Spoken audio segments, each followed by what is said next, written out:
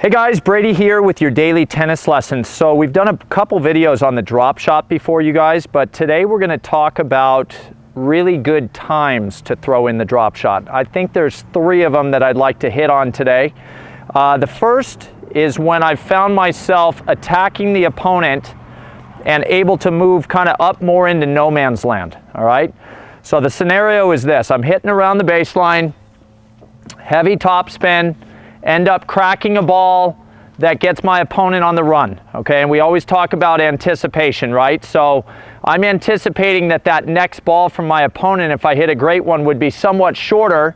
So I would anticipate and come in here, okay? The great thing about this is that I'm a much shorter distance now between where I am and where I want this drop shot to land. It's a really good idea that we're not trying to have the drop shot travel a long distance, because it's a slower ball and it should sit up a little bit at the start of the shot.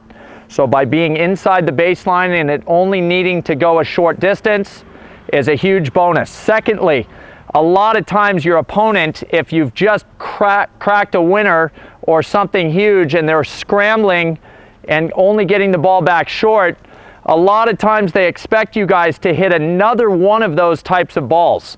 So the anticipation on their side is that they're probably going to back off even more, expecting possibly an even tougher shot coming in behind that first good one.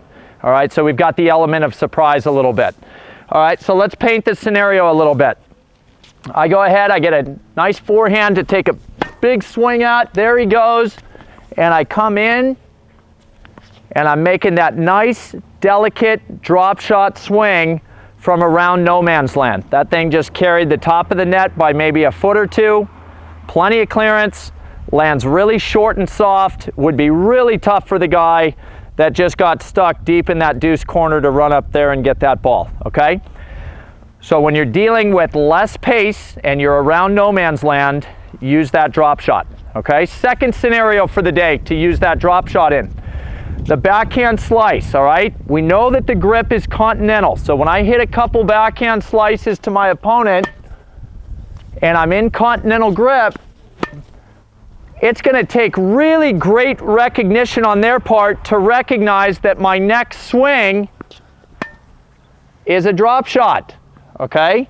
A lot of players like to get grooved. So if I throw in 2 or 3 backhand slices in a row and they're a few steps behind the baseline, really starting to groove against my slice, all of a sudden I dip that racket head under, add a little bit of height to it, and watch that thing land softly, and you'll a lot of times catch the opponent off guard waiting for that next deep slice to come.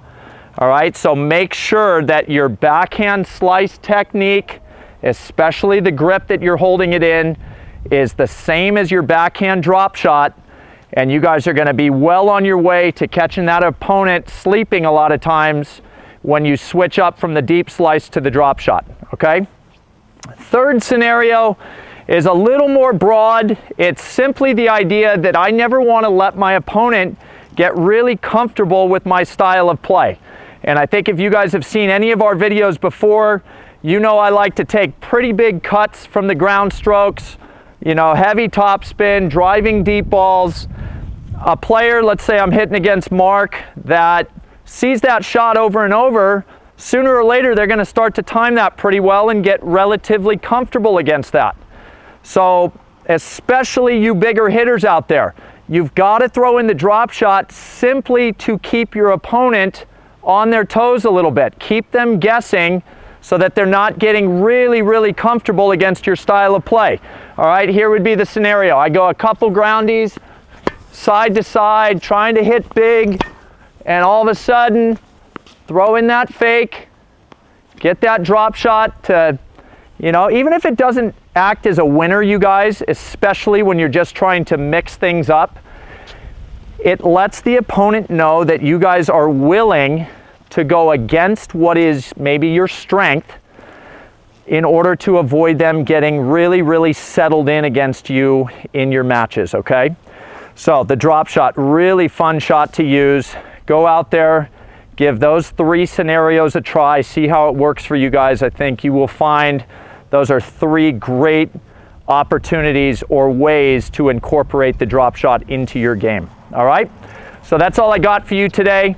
Look for a few more videos this week on the drop shot to come, but until then, please click like below this video, and if you guys happen to be watching on YouTube, please subscribe to our channel. Thanks, and we'll see you soon.